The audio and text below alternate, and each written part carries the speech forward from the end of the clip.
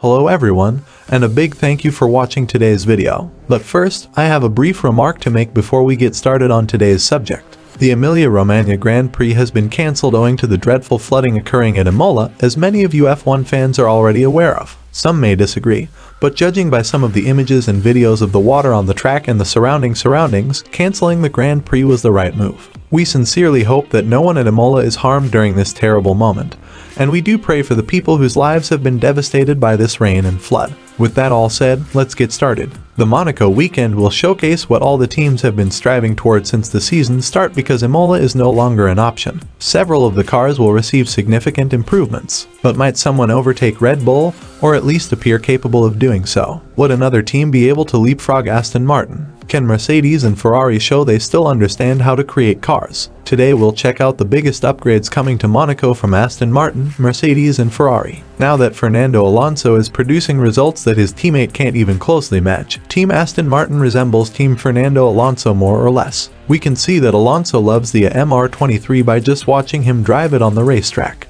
Additionally, Aston Martin has exceeded all expectations this season. Although what Red Bull is accomplishing is amazing, Aston Martin's performance jump is nearly unprecedented. It is clear from the driving we have observed on the track that the MR23 has some pace. When Fernando Alonso opted to join the aspirational Formula 1 team, Alonso set a high bar of standard for the team to meet, and they have more than met it. But can they carry on that growth at Monaco? Team principal Mike Crack is confident that his team can keep up with the Silver Arrows and the Prancing Horse and clinch second place in the Constructors' Championship. We're pushing quite hard on the developments, and we're quite confident that for the next few events, the data differences will not be too big as the development race goes on, Crack said. Mike said previously that the team will be bringing a big upgrade to Imola, but now the team will be bringing that to Monaco. The Spanish media outlets of all places seems to be a reliable source of information regarding Aston Martin, being big fans of Fernando Alonso. They are reporting that in Italy, there will be more than just a low-downforce rear wing for the circuit. That rear wing might not make its way to Monaco, as the Monte Carlo circuit is of high downforce. But for Monaco, a new modified floor will arrive, accompanied with redesigned pontoons. For those who don't know what pontoons are, these are openings located on each side of the car, which are used to lead air to the radiators to cool the engine. There is also talk of a third part which could well be related to the suspension or the diffuser. Suspension upgrade will be to have more of a stable platform to generate consistent downforce, while the diffuser upgrade will be to improve the DRS efficiency of the Aston Martin car. Although we won't know for sure until the cars show up in the paddock on Thursday next week, Aston Martin are currently in the best position to genuinely compete against Red Bull over a race distance.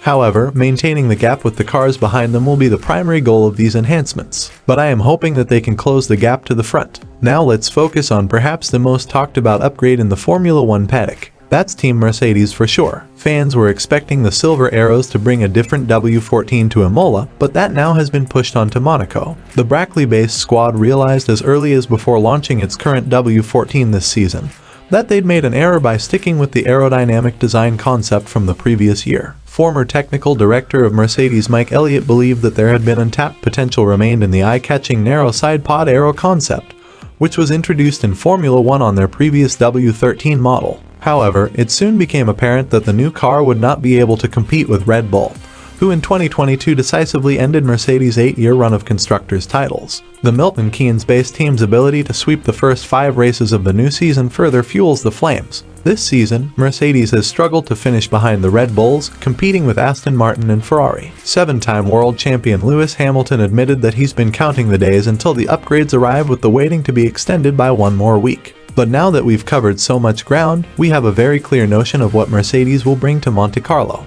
The 2022 W13 was introduced by Mercedes in Bahrain the previous year. The F1 paddock was taken aback by the car's lack of side pods. When that design was first proposed, it was believed to be a significant advancement in aerodynamics, but this opinion swiftly changed to one of a no-go area. The upcoming Mercedes upgrades will finally replace the side pods that became the scapegoat for all their issues. Instead, we should expect something more traditional coming to Monaco. There has been speculation that the new bodywork will be a close match to Red Bull's, but something more similar to Aston Martin's is more likely, considering the shared parts between the two cars. Besides the side pods, Mercedes has plans of bringing a new floor specification and a new front suspension geometry as well. We need to manage our own expectations.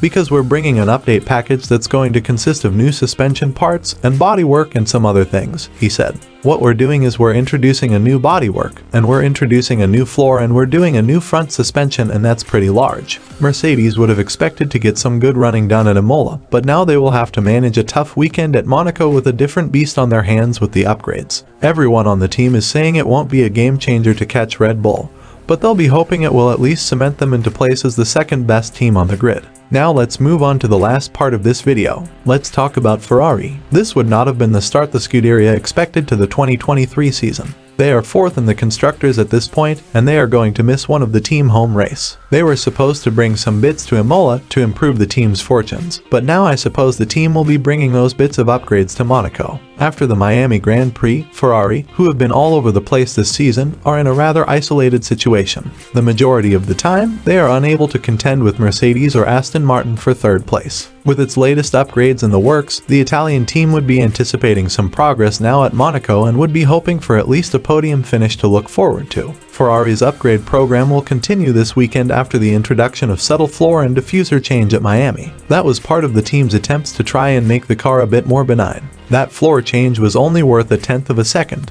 That is not a big improvement, but the team will be hoping to capitalize on that with more upgrade added to the SF23. Improving performance is the primary objective of Ferrari up until this point throughout. The team is trying to make the car to act more consistent in order to better exploit its potential across a wider range of conditions. That floor update at Miami was the first step in this process, but the inconsistency problem still remains, as both Ferrari drivers having complained over many times this season. Charles Leclerc is the unhappy drivers of the two, as he has had 3 crashes this season due to the car's inconsistency and the fluctuations between a huge oversteery and understeery balance. Ferrari have long been rumored to be bringing a massive update for the SF23. Team boss Fred Vasseur talked down the rumors about a B-spec Ferrari being bought to the racetrack, as he said, "I don't know if you can speak about it," he said after the Australian Grand Prix. "It's not a B-spec if it's what you want to say. We won't come up with something completely different.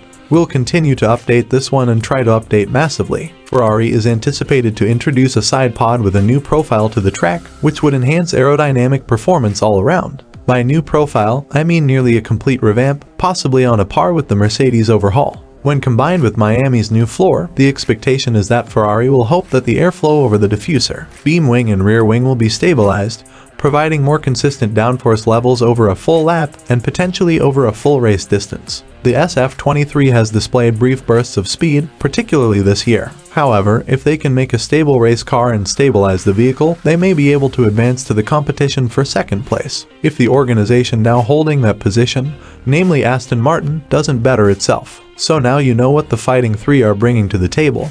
What are you potentially expecting from these teams at Monaco and Barcelona? Who do you think will be making the biggest gains with their potential upgrade packages? Will anyone be able to close that gap to the Red Bulls this season? Share your thoughts with us in the comments section down below. We'd love to discuss it with you. And on your way down, don't forget to subscribe to the channel to get notified of our future uploads to keep yourselves up to date about the 2023 Formula 1 season.